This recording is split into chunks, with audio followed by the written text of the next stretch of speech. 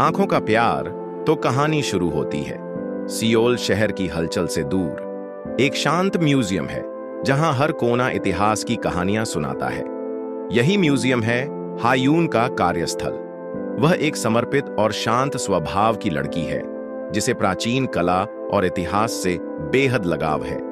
वह हर दिन वहां की पुरानी पेंटिंग्स, मूर्तियों और कलाकृतियों की देखभाल करती है।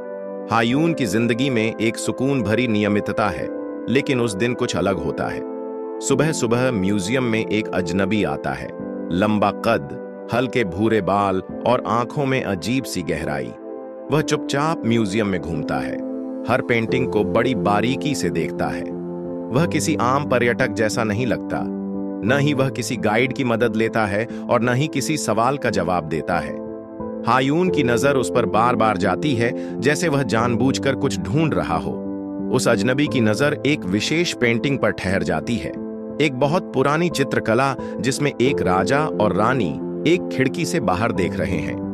यह पेंटिंग म्यूजियम के सबसे रहस्यमयी हिस्सों में से एक है, क्योंकि किसी को नहीं पता कि इसे किसने बनाया या इसका सही अर्थ क्या है। हायून चुपचाप उस आगंतुक की गतिविधियों पर नजर रखती है। तभी वह देखती है कि वह व्यक्ति उस पेंटिंग के सामने खड़ा होकर कुछ बुदबुदा रहा है। वह अचानक पास आता है और पेंटिंग की ओर इशारा करके कहता है, "यहां कुछ लिखा है जो आंखों से नहीं, दिल से पढ़ा जाता है।" हायून चौंक जाती है। उसने वो पेंटिंग सैकड़ों बार देखी है, पर उसे कभी कोई लेख या छिपा संदेश नहीं दिखा। वह उत्सुकता से पूछती है, "आप क्या कह रहे हैं? यहां तो कुछ भी नहीं लिखा।" वह व्यक्ति मुस्कुराता है और कहता है, "हर कला अपने भीतर एक आवाज छुपाए होती है।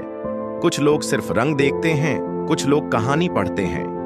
इसके बाद वह व्यक्ति बिना कुछ और कहे म्यूजियम से बाहर चला जाता है। हायून उसे जाते हुए देखती रह जाती है। उसके मन में कई सवाल उठते हैं। वह कौन था? उसने ऐसा कैसे देखा जो बाकी सब नहीं देख पाए? दिन भर हायून का ध्यान उसी पर बना रहता है। वह दोबारा पेंटिंग के पास जाती है, उसे गौर से देखती है, पर उसे कुछ भी अलग नहीं दिखता। लेकिन अब वह जान चुकी है कि उस पेंटिंग के पीछे कुछ छुपा है, कोई राज, कोई कहानी और शायद कोई जुड़ाव। इस रहस्यमयी मुलाकात ने हायून की शांत दुनिया में हलचल मचा दी थी। वह जानती है ये कोई आम दिन नहीं था, कुछ बदलने वाला है, शायद उसकी जिंदगी भी। हायून अगली सुबह म्यूजियम पहुंची तो उसका मन बेचैन था। उसकी आंखों के सामने बार बार वही रहस्यमयी आगंतुक घूम रहा था। उसकी गहरी आंखें, धीमी आवाज और वो पेंटिंग के सामने बोली गई रहस्यमयी बात। यहां कुछ लिखा है जो आंखों से नहीं, दिल से पढ़ा जाता है। हायून ने उस पेंटिंग को फिर से देखा। वह पेंटिंग अब उसे पहले जैसी नहीं लग रही थी, जैसे वो भी कुछ कहना चाहती हो। उसने रोशनी का एंगल बदला, लेंस से देखा, लेकिन कुछ खास नजर नहीं आया। लेकिन दिल कह रहा था उस आदमी की बातों में कुछ सच्चाई जरूर थी। दिन के दूसरे पहर में म्यूजियम थोड़ा खाली हो गया था। तभी अचानक वही आदमी फिर से आया, वही शांत चाल, वही आंखों में वही रहस्य। इस बार हायून ने उसे सीधे जाकर टोका, "आप कौन हैं?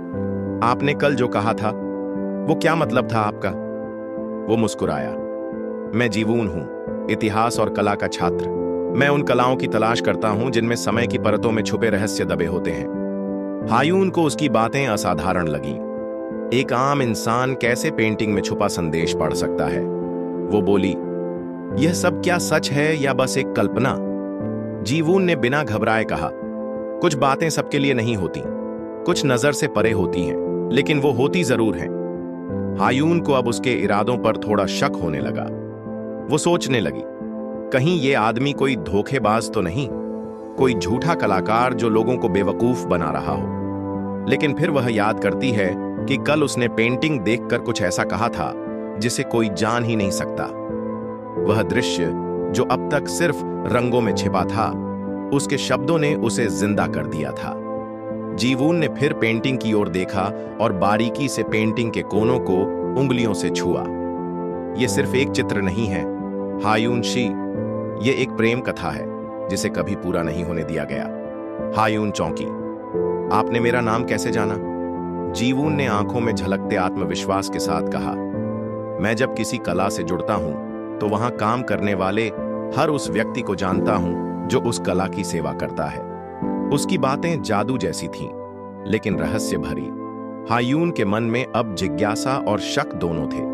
एक तरफ वो उसे समझना चाहती थी, दूसरी तरफ डर भी था, कहीं ये सिर्फ छलावा तो नहीं।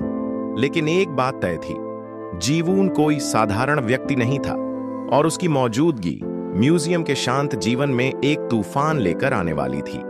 अगले दिन की उम्मीद अब और रहस्यमयी हो चुकी थी। हायून की जिंदगी अब पहले जैसी नहीं रही। हर सुबह जब वह म्यूजियम आती, उसकी निगाहें अनजाने में दरवाजे की तरफ उठ जातीं। शायद जीवून आज फिर आए। उसके मन में ढेरों सवाल थे और जवाब सिर्फ उसी के पास थे। तीसरे दिन दोपहर के करीब जब म्यूजियम में हल्की भीड़ थी, जीवून फिर दिखाई दिया। वह हमेशा की तरह चुपचाप आया और उसी पेंटिंग के सामने खड़ा हो गया, जैसे उसकी आत्मा उस चित्र से बंधी हो। हायून धीरे धीरे उसके पास गई। इस बार उसके मन में डर नहीं था, बस जिज्ञासा थी। आप हर दिन इसी पेंटिंग के पास क्यों आते हैं? जीवून ने बिना नजर हटाए उत्तर दिया, क्योंकि यह पेंटिंग अधूरी है। इसमें कुछ है जो बाकी दुनिया ने कभी नहीं देखा, लेकिन मैंने देखा है। हायून ने गहरी सांस ली और धीरे से पूछा, आपका नाम क्या है? उसने पहली बार सीधा उसकी आंखों में देखा और मुस्कुराकर कहा, जीवून, किम जीवून। मैं पुरातन कला में छिपे रहस्यों को खोजने का काम करता हूं। क्या आप कोई प्रोफेसर हैं? हायून ने पूछा। नहीं, वह बोला, मैं किसी संस्था से नहीं जुड़ा। मैं बस उन कलाओं का पीछा करता हूं जो मुझसे बातें करती हैं। हायून को उसकी बातें विचित्र लगीं, लेकिन झूठ नहीं लगी। जीवून की आवाज में एक अजीब सच्चाई थी। क्या आपको वाकई उस पेंटिंग में कुछ लिखा दिखा था? जीवून ने उसकी ओर देखा और बोला, हाँ, शब्द नहीं, भाव। ये एक प्रेम कहानी है जिसे सदियों पहले किसी कलाकार ने छिपा दिया था। ये कहानी किसी राजा और उसकी प्रेमिका की है, जिनका प्यार राज दरबार की सीमाओं में कैद होकर रह गया। हायून की आंखें फैल गईं। उसने धीरे से पेंटिंग की तरफ देखा। वहीं राजा रानी खिड़की के पास खड़े हैं, बाहर देखते हुए। आज उसे वो दृश्य कुछ ज्यादा भावुक लगा। आप ये सब कैसे देख लेते हैं? जीवून ने मुस्कुराते हुए कहा, जब कोई चीज तुम्हारे दिल से बात करती है तो वह अपनी भाषा में बोलती है। मैं सिर्फ उसे सुनता हूं। उसकी बातें रहस्य से भरी थीं, लेकिन उनमें गहराई थी। हायून अब समझ चुकी थी, जीवून एक साधारण आगंतुक नहीं है। वह उन दुर्लभ लोगों में से है जो कला के भीतर छिपे दिलों की धड़कनों को महसूस कर सकते हैं। और अब इस पेंटिंग की अधूरी कहानी सिर्फ उसका विषय नहीं रही, बल्कि उसकी खुद की जिंदगी का हिस्सा बनने लगी थी। हायून ने पहली बार महसूस किया कि वह किसी ऐसे रहस्य के करीब जा रही है जिसे समझने के लिए सिर्फ आंखें नहीं, बल्कि दिल चाहिए। हायून अब हर दिन उसी पेंटिंग के पास कुछ देर जरूर बिताती थी। वह चाहती थी कि वह भी उस रहस्य को देख सके जो जीवून देख चुका है, लेकिन चित्र उसके लिए अब भी वैसा ही था, सिर्फ रंग, आकार और एक दृश्य जिसमें राजा और रानी खिड़की के पास खड़े हैं। पर अब उसके भीतर कुछ बदल गया था।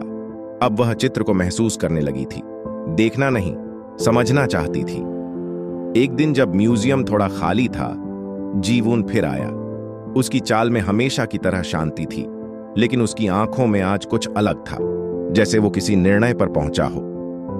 हायून ने धीरे से पूछा, क्या आप मुझे वो कहानी बता सकते हैं जो इस चित्र में छुपी है? जीवून ने कुछ पल चुप रहकर जवाब दिया, मैं तुम्हें वो दिखा सकता हूं, अगर तुम उसे देखने के लिए तैयार हो। हायून थोड़ी घबरा गई, लेकिन उसने सिर हिलाकर सहमति दी। जीवून ने जेब से एक पुराना छोटा लेंस निकाला, जैसे कोई प्राचीन यंत्र हो। उसने कहा, यह एक खास लेंस है।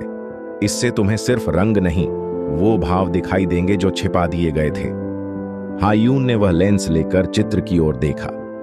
पहले तो सब सामान्य लगा, लेकिन फिर धीरे धीरे चित्र में बदलाव आने लगे।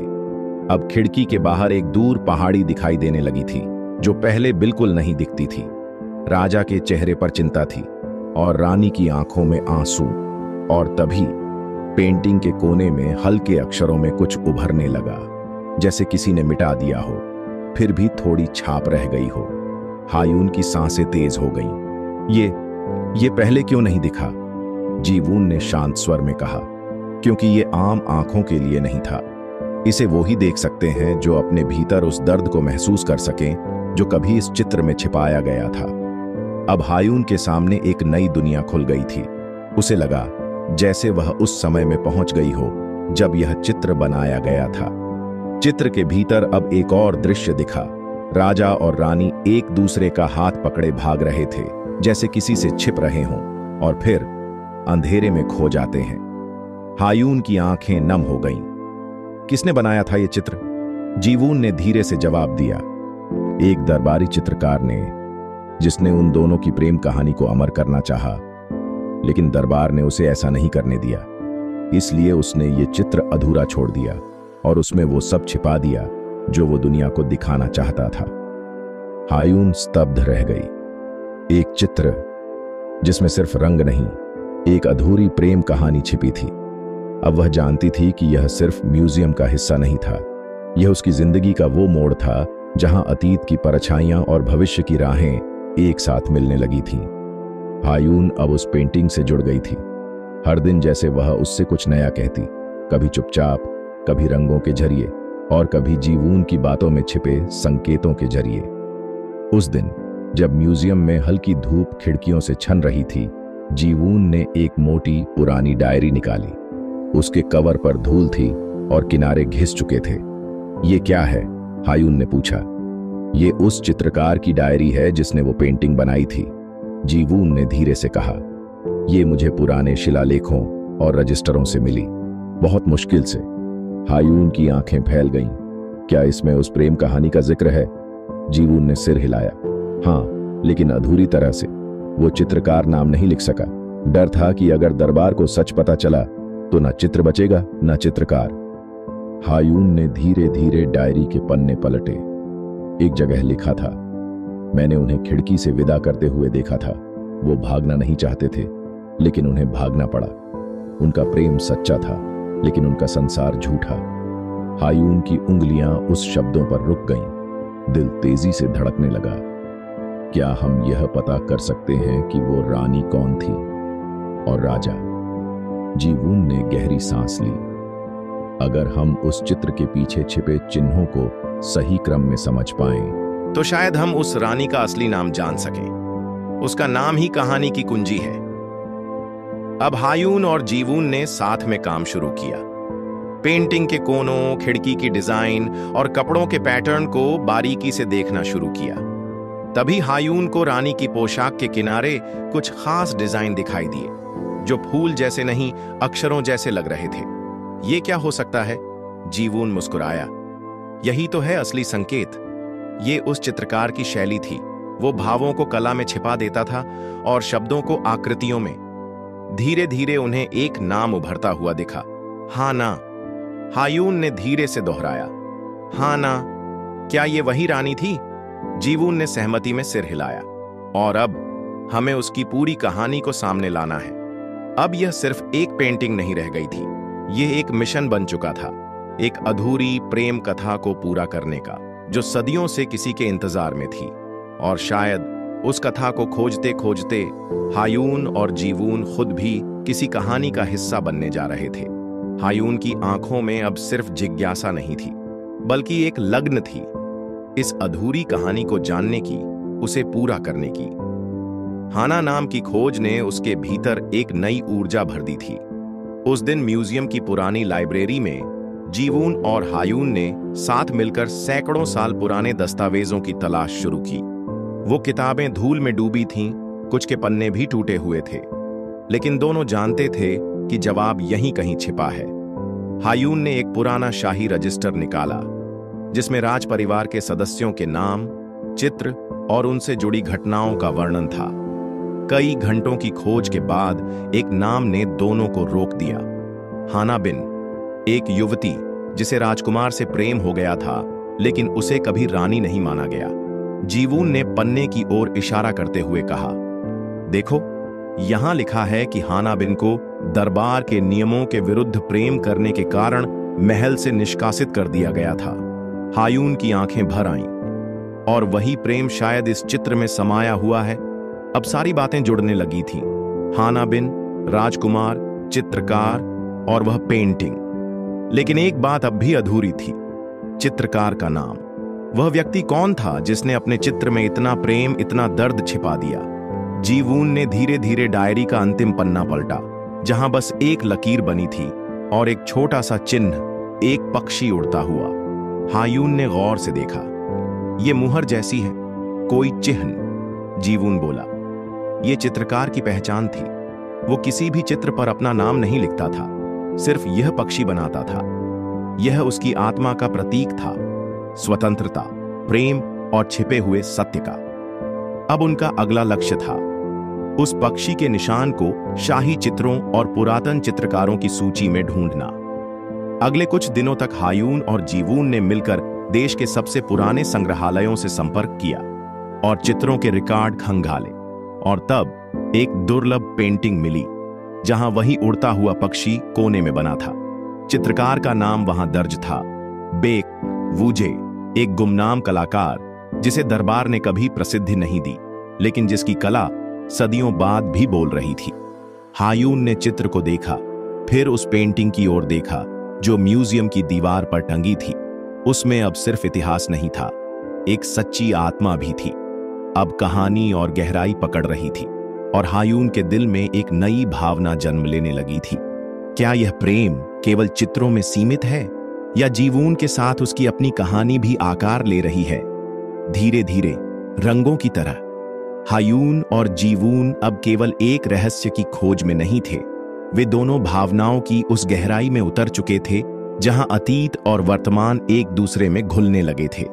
जिस दिन उन्होंने बेक वूजे के बारे में जाना, उसी रात हायून को एक सपना आया। वह सपना किसी चित्र की तरह था, धुंधला लेकिन भावों से भरा।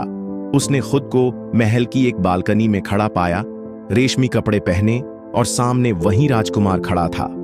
उसकी आंखों में वही दर्द था जो पेंटिंग में दिखता है। सुबह होते ही वह थोड़ा घबराई हुई थी, पर साथ ही भीतर एक अजीब सी शांति भी थी, जैसे वह उस कहानी से किसी पुराने रिश्ते से जुड़ी हो। उसी दिन जीवून ने म्यूजियम में एक और सुराग ढूंढ निकाला।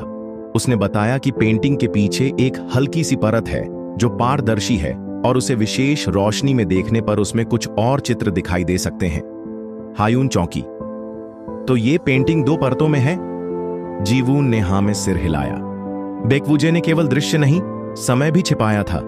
शायद उसने कहानी के अगले दृश्य को दूसरी परत में छुपाया हो। उन्होंने म्यूजियम की प्रयोगशाला में खास लाइट्स और उपकरणों की मदद से उस परत को देखा, और वाकई उस चित्र के नीचे एक और चित्र छिपा था। इस बार हाना और राजकुमार एक जंगल में हैं, थामे हुए हाथ, लेकिन पीछे कुछ सैनिकों की परछाइयां हैं। हायून ने कांपती आवाज में कहा, वो लोग उन्हें ढूंढ रहे थे। वो प्रेम कहानी यहीं खत्म हो गई थी? जीवून ने चुपचाप सिर झुका लिया। शायद, लेकिन यह भी संभव है कि चित्रकार ने वो पल इसलिए छिपाया क्योंकि वह अंत नहीं था, बल्कि एक नई शुरुआत की उम्मीद थी। हायून को अब इस कहानी से कुछ ज्यादा लगाव हो गया था। उसे ऐसा लगने लगा जैसे वह हाना को जानती है, जैसे वह खुद कभी उसी दर्द से गुजरी हो, या शायद उस प्रेम को महसूस कर चुकी हो। एक शाम जब म्यूजियम बंद होने को था, जीवून ने हायून से पूछा, क्या तुम्हें कभी ऐसा लगा है कि हम इस कहानी का हिस्सा हैं, कि हमें यह सब सिर्फ संयोग से नहीं मिल रहा? हायून ने उसकी आंखों में देखा। पहली बार उसे भी लगा कि कुछ तो जुड़ा है, कोई अदृश्य धागा जो समय, प्रेम और आत्माओं को जोड़ता है। अब यह रहस्य सिर्फ एक पेंटिंग का नहीं था, यह आत्माओं का संवाद बन चुका था, जो समय की सीमा को लांघ कर आज तक पहुंचा था। और शायद इस संवाद का जवाब भी उसी पेंटिंग में छिपा था, या उन 2 लोगों के दिलों में जो उसे पढ़ना सीख रहे थे। हायून की दुनिया अब रंगों, रूपों और कहानियों से कहीं आगे बढ़ चुकी थी। पेंटिंग का हर हिस्सा जैसे उसके भीतर बोलने लगा था।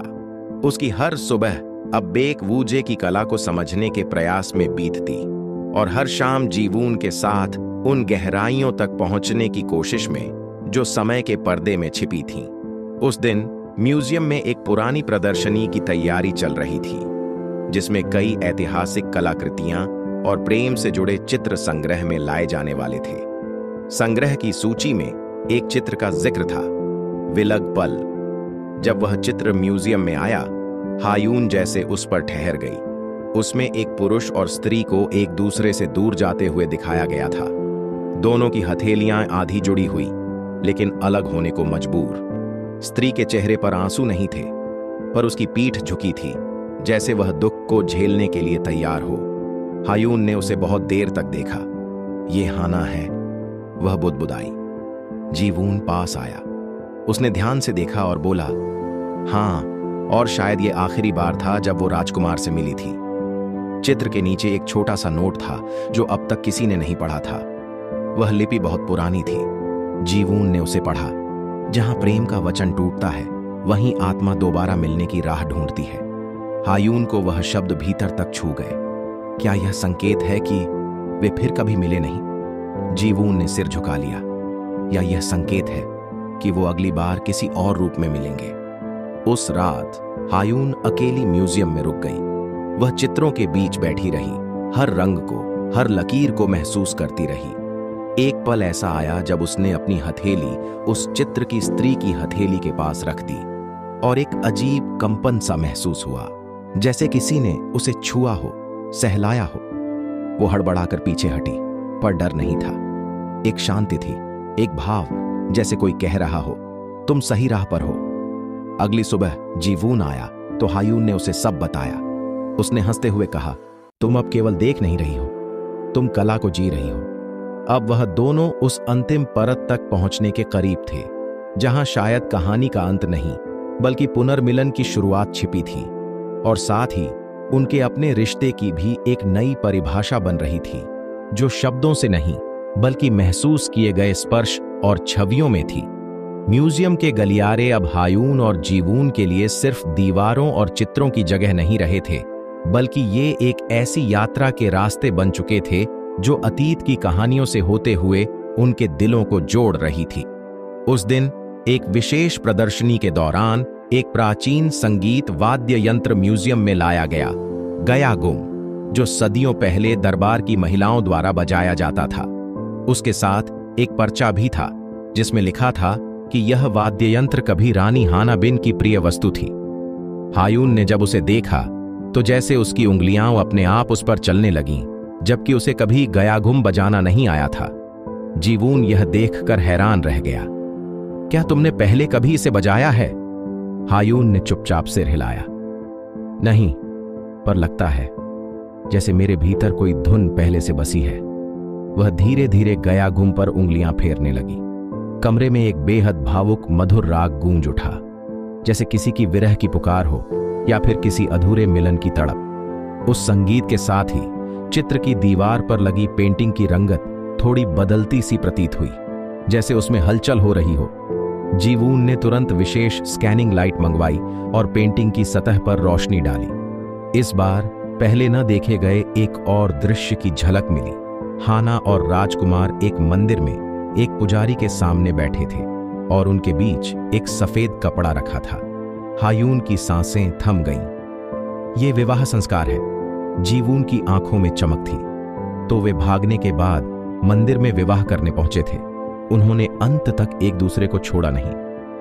अब कहानी पूरी हो रही थी। वह प्रेम जिसे इतिहास ने भुला दिया, जिसे दरबार ने नकार दिया, वह सच्चा था, और उसने जीवन से परे भी अपनी जगह बना ली थी। हायून ने गयागुम को फिर से छुआ और बुदबुदाई, शायद वे आज भी हमें देख रहे हैं और यह जानकर शांति पा रहे हैं कि उनका प्रेम भुलाया नहीं गया। उस रात जब दोनों म्यूजियम की छत पर बैठे तारों को निहार रहे थे, जीवून ने धीरे से कहा, क्या तुम्हें नहीं लगता जैसे हम भी उस कहानी का हिस्सा बन चुके हैं? हायून मुस्कुराई, शायद हम वही आत्माएं हैं जो एक बार फिर मिलने आई हैं। अब केवल एक पेंटिंग की कहानी नहीं बची थी, बल्कि दो दिलों की धड़कनें साथ चलने लगी थीं, बीते युग की गूंज में और आने वाले समय की आशा में। अब जब राजकुमार और हाना की अधूरी प्रेम कहानी के अंतिम पन्ने खुल चुके थे, हायून और जीवून के मन में एक शांति सी उतरने लगी थी, जैसे वे कोई बड़ी यात्रा पूरी कर चुके हों। लेकिन इस कहानी ने उनके अपने दिलों को भी बदल दिया था। हायून पहले जैसी नहीं रही। अब वह सिर्फ एक म्यूजियम गाइड नहीं थी, बल्कि एक भावनाओं को महसूस करने वाली, अतीत की गहराई को समझने वाली आत्मा बन चुकी थी। और जीवून, उसकी नजरों में अब तर्क से ज्यादा भाव था और इतिहास से ज्यादा हायून की परवाह।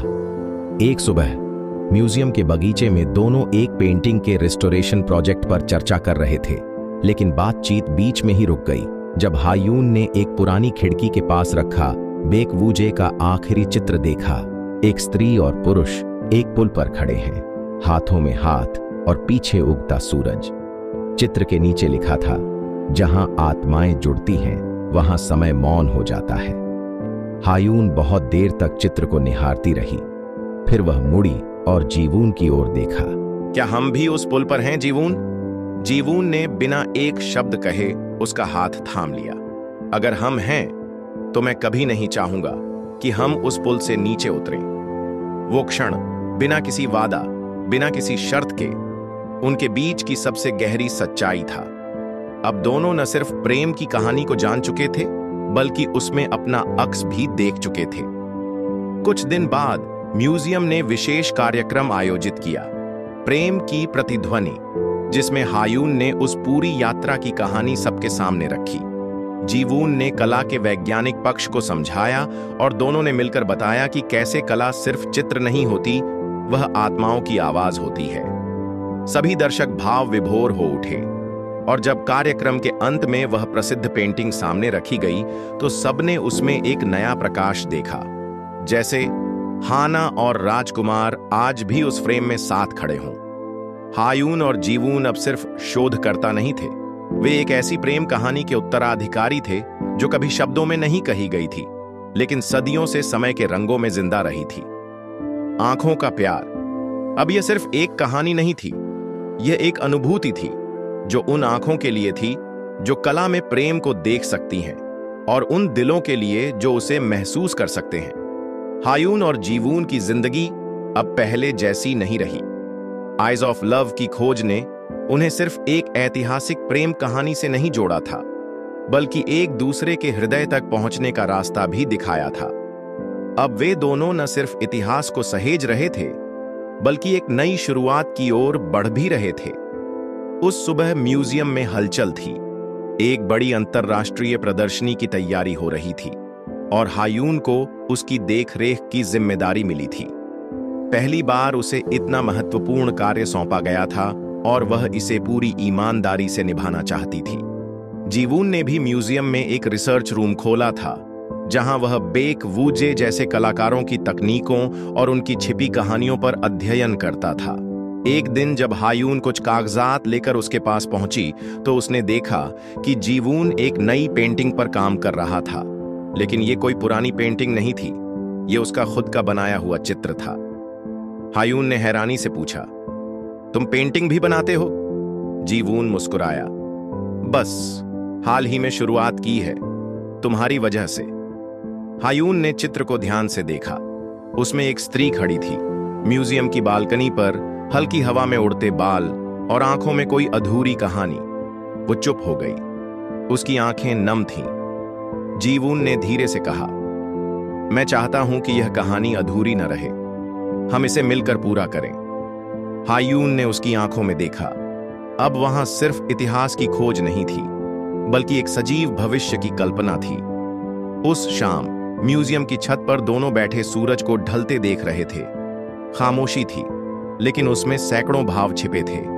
फिर हायून ने कहा, क्या तुमने कभी सोचा है कि अगर बेक वूजे आज होते तो क्या वो भी अपनी कहानी इस तरह फिर से जीते?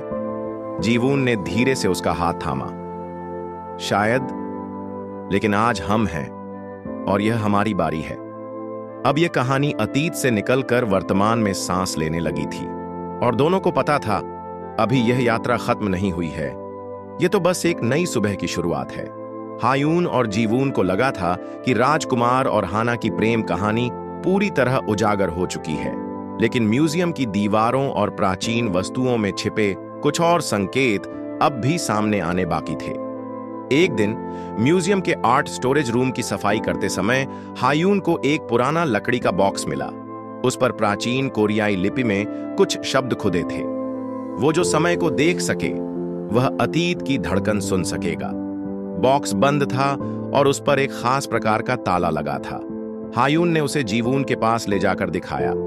जीवून ने ताले को ध्यान से देखा और कहा, यह साधारण ताला नहीं है, इसमें प्रतीकों का प्रयोग किया गया है, शायद एक पेंटिंग या शिलालेख के माध्यम से खुलने वाला कोड।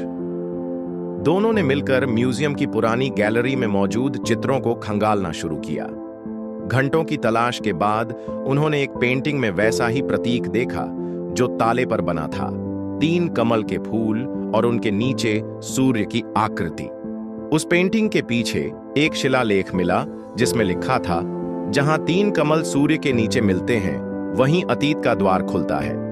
जीवून ने अनुमान लगाया कि यह कोई संकेत है और उसी आधार पर ताले में कमल व सूर्य के प्रतीक को मिलाकर एक विशेष क्रम में घुमाया। क्लिक की हल्की सी आवाज आई और ताला खुल गया। बॉक्स के अंदर एक पुरानी डायरी थी, बहुत ही नाजुक पन्नों वाली। उसे खोलते ही एक हल्की खुशबू आई, जैसे किसी पुराने गुलाब की। डायरी की पहली पंक्ति थी, जब मैंने उसे पहली बार देखा मुझे पता था मैं उसके लिए ही जन्मा हूं। यह हाना की नहीं बल्कि राजकुमार की लिखी हुई डायरी थी। हायून और जीवून दोनों शांत हो गए। यह पहली बार था जब राजकुमार की भावनाओं को सीधे पढ़ा जा सकता था, उसके अपने शब्दों में, बिना किसी इतिहासकार की व्याख्या के। डायरी में उनके मिलन, उनके छिपे पत्र, उनकी भागने की योजना और मंदिर में हुए विवाह का विस्तार से वर्णन था। लेकिन सबसे चौंकाने वाली बात थी डायरी के आखिरी पन्ने पर लिखा एक वाक्य, मैंने वह चित्र खुद नहीं बनाया। वो मेरे जैसा दिखता था, लेकिन उसे किसी और ने रंगा था। अब एक नया रहस्य सामने आया था। क्या बेक वूजे वही था जिसने चित्र बनाए, या वह सिर्फ माध्यम था किसी और की यादों को दिखाने का? यह राजकुमार और हाना की कहानी से कहीं आगे जाने वाला संकेत था। हायून और जीवून के सामने अब एक नया रास्ता खुल चुका था, जहां अतीत की परतों के नीचे शायद कोई और प्रेम कहानी छुपी थी, या शायद उन दोनों की अपनी कहानी का अक्स। राजकुमार की डायरी ने हायून और जीवून के सामने एक नया रहस्य खड़ा कर दिया था। अगर वह अंतिम पंक्ति सच थी, मैंने वह चित्र खुद नहीं बनाया, तो फिर उन चित्रों के पीछे किसी और की मौजूदगी थी जो अब तक सामने नहीं आई थी। जीवून ने डायरी के उस पन्ने को बार बार पढ़ा। उसमें एक जगह राजकुमार ने लिखा था, उसने कहा था कि रंगों में आत्मा को कैद किया जा सकता है, और मैंने उसकी आंखों में विश्वास देखा। हायून सोच में डूब गई। क्या यह किसी चित्रकार की बात कर रहा है, कोई ऐसा जो सिर्फ कला नहीं बनाता बल्कि उसमें जीवन भी भर देता है? अब दोनों ने बेक वूजे की बाकी कलाकृतियों की बारीकी से जांच शुरू की। उन्हें कुछ चित्र ऐसे मिले जिनमें हस्ताक्षर बेक वूजे का नहीं बल्कि एक और नाम का था, बहुत हल्का, लगभग मिटा हुआ सा, युन सियोक। जीवून ने म्यूजियम की पुरानी अभिलेख सूची देखी। वहां इस नाम का कोई उल्लेख नहीं था, लेकिन एक पेंटिंग के पीछे कागज के टुकड़े में लिखा था, मैंने उसकी यादों को रंगों में बदल दिया ताकि वह उसे कभी न भूले। हायून ने धीरे से कहा, शायद यह वही व्यक्ति है जिसने राजकुमार की प्रेम कहानी को चित्रों में ढाला। अब सवाल यह था कि युन सियोक कौन था? क्या वह राजकुमार का मित्र था, कोई गुप्त चित्रकार, या फिर कोई ऐसा इंसान जिसने दूसरों के लिए अपने नाम को त्याग दिया? इन्हीं सवालों के जवाब की तलाश में दोनों एक पुराने संग्रहालय की शाखा में पहुंचे, जहां शाही चित्रकारों की फाइलें रखी थीं। वहां उन्होंने एक दस्तावेज पाया, एक चित्रकार युन सियोक का नाम, जिसे छाया में रहने वाला कलाकार कहा गया था। उसकी पहचान कभी सार्वजनिक नहीं की गई थी, लेकिन कहा जाता था कि उसकी कला में भावनाओं की ऐसी तीव्रता थी कि लोग चित्र को देखकर रो पड़ते थे।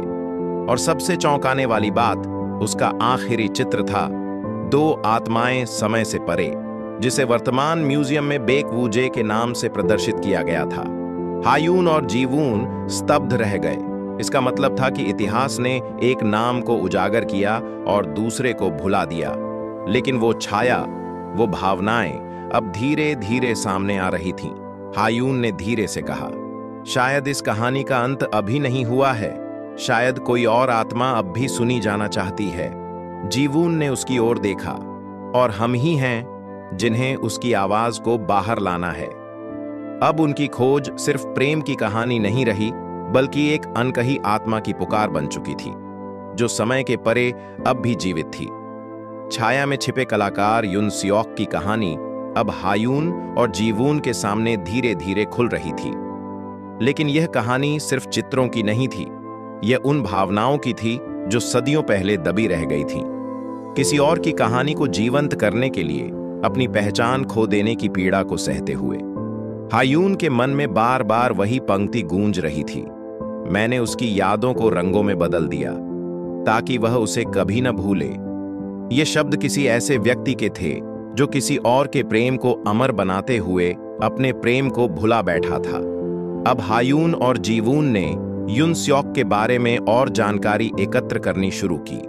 पुराने दस्तावेजों, म्यूजियम आर्काइव्स और कोरियाई शाही परिवार की कला फाइलों में घंटों बिताने के बाद उन्हें एक पुराना पत्र मिला। ये पत्र युन सियोक ने खुद लिखा था, कभी भेजा नहीं गया, बस एक पेंटिंग के फ्रेम के पीछे छिपा रह गया। पत्र में लिखा था, मैंने तुम्हारी आंखों में वो दर्द देखा था जो शब्दों में बयां नहीं हो सकता। मैंने उसे अपनी कला में उतारने का प्रयास किया, लेकिन मेरी रचना में सिर्फ उसकी छवि नहीं, तुम्हारी छाया भी थी। अगर कभी मेरी कला तुम्हारे हाथों में पहुंचे, जान लेना, मैं सिर्फ एक चित्रकार नहीं था, मैं वह था जो तुम्हारे प्रेम में मौन हो गया। यह पत्र स्पष्ट रूप से हाना को लिखा गया था। हायून स्तब्ध रह गई। क्या युन सियोक हाना से एकतरफा प्रेम करता था? क्या वह राजकुमार और हाना की प्रेम कहानी को अमर करके अपना प्रेम दबा गया? जीवून ने कहा, अब यह सिर्फ एक प्रेम त्रिकोण नहीं है, यह एक कलाकार की आत्मा की कहानी है जिसने प्रेम को साकार किया लेकिन स्वयं प्रेम से वंचित रहा। अब हायून और जीवून इस निष्कर्ष पर पहुंचे कि युन सियोक की कला में उसकी आत्मा अब भी जीवित है और जब तक उसे पहचान नहीं मिलेगी तब तक उसकी कहानी अधूरी रहेगी। म्यूजियम में एक प्रदर्शनी की योजना बनी, अनकही आत्माएं, जिसमें युन सियोक की कलाकृतियों को उनके असली नाम से प्रदर्शित करने की तैयारी शुरू हुई। हायून ने पहली बार महसूस किया कि एक इतिहासकार या म्यूजियम गाइड का काम सिर्फ जानकारी देना नहीं होता, बल्कि भूली हुई आवाजों को पहचान देना होता है। प्रदर्शनी से पहले की रात म्यूजियम के उस हॉल में जहां चित्र लगाए जा रहे थे, हायून अकेली खड़ी रही। उसने युन सियोक की उस प्रसिद्ध पेंटिंग दो आत्माएं समय से परे को देखा और उसे ऐसा लगा जैसे चित्र की आंखें उससे कुछ कहना चाह रही हों। शांत वातावरण में केवल दिल की धड़कनों की गूंज थी और एक अधूरी आत्मा की आवाज जो अब सुनी जा रही थी। यह सिर्फ एक चित्र नहीं था, यह आत्मा का दर्पण था। अनकही आत्माएं प्रदर्शनी की तैयारियां अब अंतिम चरण में थीं। हायून और जीवून ने तय किया कि इस प्रदर्शनी में युन सियोक को पहली बार सही पहचान दी जाएगी। अब तक जो पेंटिंग्स बैकवूजे के नाम से जानी जाती थीं, उन्हें अब छाया चित्रकार युन सियोक के नाम के साथ प्रदर्शित किया जा रहा था। हायून को यह सब करते समय एक गहरी संतुष्टि मिल रही थी। वह जानती थी कि वे सिर्फ इतिहास को ठीक नहीं कर रहे, बल्कि किसी की आत्मा को शांति भी दे रहे थे। प्रदर्शनी की उद्घाटन रात आई। म्यूजियम के मुख्य हॉल को बेहद खूबसूरती से सजाया गया था। मोमबत्तियों की हल्की रोशनी में चित्रों की छायाएं दीवारों पर थरथरा रही थीं। हर चित्र के नीचे युन सियोक की कहानी का एक छोटा हिस्सा लिखा गया था।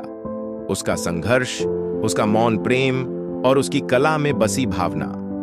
हायून मंच पर आई और दर्शकों से बोली, कभी कभी इतिहास सिर्फ नामों से नहीं बनता, भावनाओं से बनता है। आज हम उस कलाकार को पहचान दे रहे हैं जिसने बिना किसी पहचान के प्रेम को अमर बना दिया। तालियों की गूंज के बीच हायून ने जीवून की ओर देखा। उसकी आंखों में गर्व और अपनापन था। यह सब उनके साझा सफर का परिणाम था। प्रदर्शनी में आए एक बुजुर्ग प्रोफेसर जो प्राचीन कोरियाई कला पर वर्षों से काम कर रहे थे, उन्होंने एक चित्र को देखकर कहा, मैंने अपनी जिंदगी में इतनी भावनात्मक गहराई पहले कभी नहीं देखी। ये चित्र तो जैसे सांस ले रहे हैं। उस पेंटिंग के सामने खड़े होकर जीवून ने हायून से कहा, कभी कभी कला सिर्फ देखने के लिए नहीं होती, महसूस करने के लिए होती है। हायून ने मुस्कुराकर जवाब दिया, और कभी कभी वही भावना हमें किसी की आत्मा से जोड़ देती है।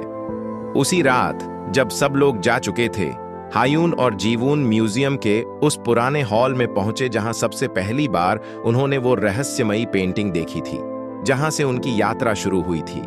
हायून ने दीवार पर उंगलियों से धीरे धीरे चलते हुए कहा, अगर ये दीवारें बोल सकती तो ये क्या कहती? जीवून ने धीरे से उसका हाथ थाम लिया। शायद यही कि जो प्रेम समय में खो जाता है वो कला में जीवित रहता है। और उस क्षण जैसे दीवारों के बीच, चित्रों की रेखाओं में और दिलों की धड़कनों में युन सियोक की आत्मा मुस्कुरा उठी, क्योंकि अब उसकी कहानी सुनी जा रही थी। प्रदर्शनी के बाद म्यूजियम की लोकप्रियता और भी बढ़ गई थी। अनकही आत्माएं अब एक राष्ट्रीय चर्चा का विषय बन गई थी। लोग उस कलाकार के बारे में जानने आने लगे थे जो वर्षों तक छाया में रहा, लेकिन जिसकी कला आज भी दिलों को छू रही थी। हायून और जीवून अब एक दूसरे के बहुत करीब आ चुके थे। दोनों ने इस सफर में सिर्फ कला को नहीं, बल्कि एक दूसरे को भी नए दृष्टिकोण से देखा था। पर इस बदलाव के साथ साथ कुछ अनजाने सवाल भी उनके मन में उठने लगे थे। एक दिन हायून को म्यूजियम की पुरानी दीवार में छिपा एक पतला सा लकड़ी का डिब्बा मिला। वह धूल से ढंका था और बहुत पुराना लग रहा था। खोलने पर उसमें एक स्केच बुक निकली, जिसमें दर्जनों रेखा चित्र थे।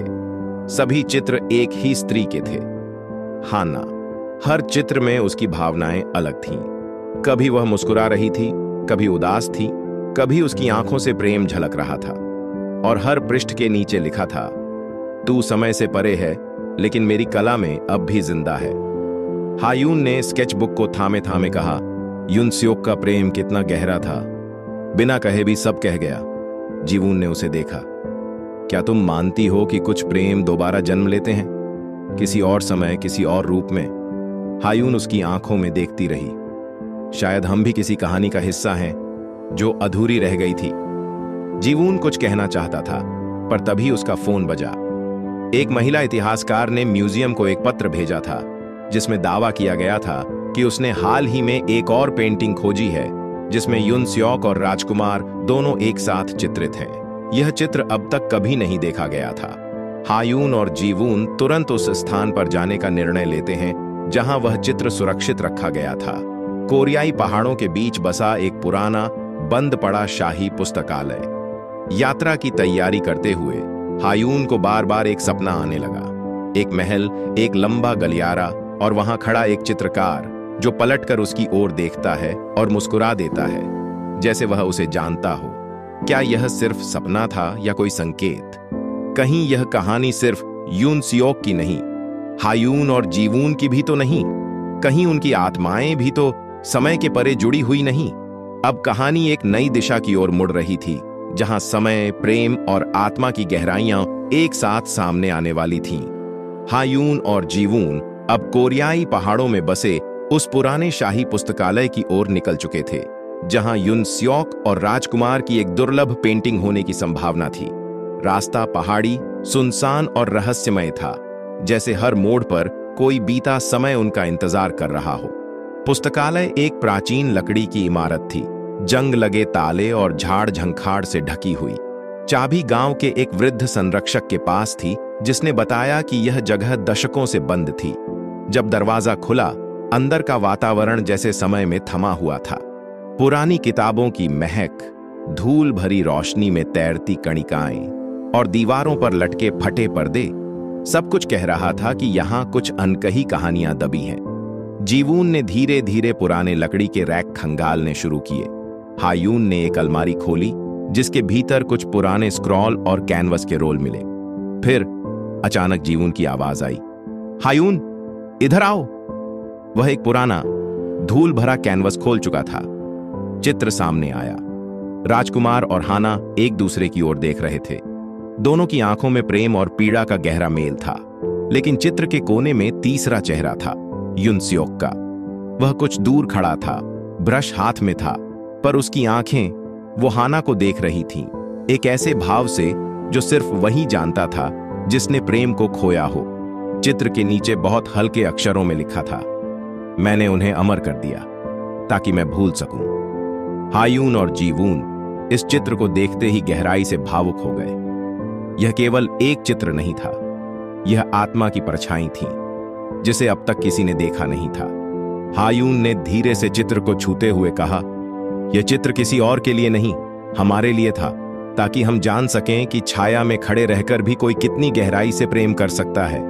उसी क्षण एक हल्की हवा भीतर चली और पुस्तकालय का वह खिड़की पर्दा फड़फड़ाया। दीवार पर एक छाया उभरी, मानो युन स्योक की आत्मा वहीं थी, देख रही थी, मुस्कुरा रही थी। जीवून ने हायून की ओर देखा। कभी लगता है जैसे ये सब हमारे साथ पहले भी हो चुका है? हायून ने धीरे से सिर हिलाया। हाँ, जैसे हम इस जगह को, इन चेहरों को पहले से जानते हो। क्या यह सिर्फ इतिहास की खोज थी या पुनर्जन्म की कोई गहराई? अब उनकी यात्रा सिर्फ चित्रों की नहीं रही, बल्कि आत्मा की यात्रा बन चुकी थी, और वे तैयार थे उस सच्चाई से मिलने के लिए जो समय की परछाइयों में अब तक छिपी थी। पुस्तकालय से लौटने के बाद हायून और जीवून के जीवन में कुछ बदल गया था। वे दोनों चुप रहते, मगर उस चुप्पी में भावनाओं की लहरें दौड़ती थीं, मानो कोई अदृश्य डोर उन्हें अतीत से जोड़ रही हो। हायून को बार बार वो चित्र याद आता जिसमें युनस्योक दूर खड़ा हाना को देख रहा था, और अजीब बात यह थी कि हाना का चेहरा किसी रहस्य की तरह उससे मिलता जुलता था। एक शाम जब दोनों म्यूजियम की पुरानी दीवार पर युनस्योक की आखिरी पेंटिंग टांग रहे थे, अचानक दीवार का एक हिस्सा ढह गया। उसके पीछे एक छिपा हुआ कमरा था। उस कमरे में एक पुरानी डेस्क थी जिस पर एक छोटी सी डायरी रखी थी। डायरी युनस्योक की थी। उसने लिखा था, मुझे लगता है मेरा प्रेम कभी इस जीवन में पूरा नहीं हो पाएगा, लेकिन मेरी आत्मा उससे बंधी है। अगर पुनर्जन्म होता है तो मैं फिर उसे ढूंढूंगा, फिर उसे देखूंगा, फिर चित्र बनाऊंगा। हायून के हाथ कांपने लगे। वह डायरी पढ़ती रही, हर पंक्ति जैसे उसके दिल में उतर रही थी। एक और पंक्ति थी, उसकी आंखों में जो दर्द था, वह दर्द अब मेरी आत्मा का हिस्सा है। अगर वो फिर कभी जन्म ले तो मैं उसे पहचान लूंगा, उसकी आंखों से। हायून की आंखों से आंसू बहने लगे। जीवून ने उसे देखा और धीरे से पूछा, क्या तुम्हें भी लगता है कि वो युनस्योक हम में से कोई है? हायून ने धीरे से कहा, नहीं, मैं नहीं सोचती, मैं महसूस करती हूं। दोनों के बीच एक लंबा मौन छा गया। उसी पल हायून ने एक और पेंटिंग दीवार के कोने में देखी, जिस पर अब तक किसी का ध्यान नहीं गया था। उस पेंटिंग में एक युवा स्त्री एक किताब पकड़े खड़ी थी, और उसकी आंखें हूबहू हायून जैसी थीं, और उसके सामने बैठा चित्रकार, जिसे सिर्फ आधा चित्रित किया गया था, उसके चेहरे में जीवून की छाया थी। पेंटिंग के नीचे एक वाक्य लिखा था, अगर समय फिर साथ लाए तो इस बार मैं कह दूंगा कि मैं तुमसे प्रेम करता हूं। हायून और जीवून एक दूसरे की ओर देखे। इस बार कोई सवाल नहीं था, कोई संदेह नहीं। यह सिर्फ एक कहानी नहीं थी, ये एक अधूरा वादा था जो समय की रेखाओं को पार कर अब पूरा होने जा रहा था। म्यूजियम अब केवल इतिहास का घर नहीं रह गया था, बल्कि एक जीवित आत्मा की तरह धड़कने लगा था। हायून और जीवून अब समझ चुके थे कि वे केवल एक कलाकार और एक संग्रहकर्ता नहीं, बल्कि पुनर्जन्म की उस डोर से बंधे थे जो सदियों से उन्हें जोड़ती आ रही थी। हायून रात रात भर युनस्योक की डायरी पढ़ती रहती। उसकी हर पंक्ति में छिपा प्रेम उसे जीवून की आंखों में दिखता था। एक दिन हायून ने साहस जुटाकर जीवून से कहा, अगर हम वाकई उन्हीं की आत्माएं हैं, तो क्या तुम वह वादा पूरा करोगे जो उस चित्र में लिखा था? जीवून ने उसकी ओर देखा, जैसे वही बात वह कब से कहना चाहता था। हाँ हायून, मैं तुम्हें फिर से नहीं खोऊंगा, इस बार नहीं। उनकी आंखों में प्रेम था, पर साथ ही एक अजीब बेचैनी भी, क्योंकि कहानी अब अंतिम मोड़ पर थी, जहां उन्हें उस रहस्य का सामना करना था जिसने युनस्योक और हाना को अलग किया था। हायून को म्यूजियम की दीवार में छिपे एक और स्केच में कुछ अजीब मिला। पेंटिंग की परतों को सावधानी से हटाते हुए उन्होंने देखा एक स्याह रेखा जो दोनों पात्रों के बीच एक दीवार की तरह खींची थी। उसके नीचे लिखा था, वो वादा मैंने तोड़ा नहीं था, मुझे तो जिंदा ही दफन कर दिया गया था। यह वाक्य सब कुछ बदल देता है। क्या युनस्योक की मृत्यु प्राकृतिक नहीं थी? क्या उसकी कहानी को किसी ने जानबूझकर दफनाया? जीवून को युन स्योक के परिवार की एक पुरानी किताब मिली जिसमें दर्ज था कि युन स्योक ने राजकुमार के प्रेम में पड़ी हाना को देखकर चित्र बनाया था, लेकिन राजमहल को यह पसंद नहीं आया और उसके बाद युन स्योक को गायब घोषित कर दिया गया। इस सच्चाई से हायून स्तब्ध रह गई। मतलब उसकी कला और प्रेम की सजा मिली उसे? जीवून बोला।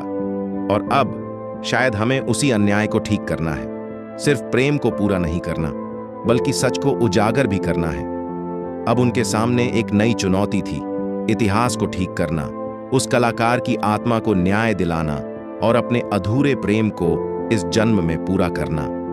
कहानी अब अंतिम अध्याय की ओर बढ़ रही थी, जहां इतिहास, प्रेम और पुनर्जन्म तीनों एक साथ मिलने वाले थे।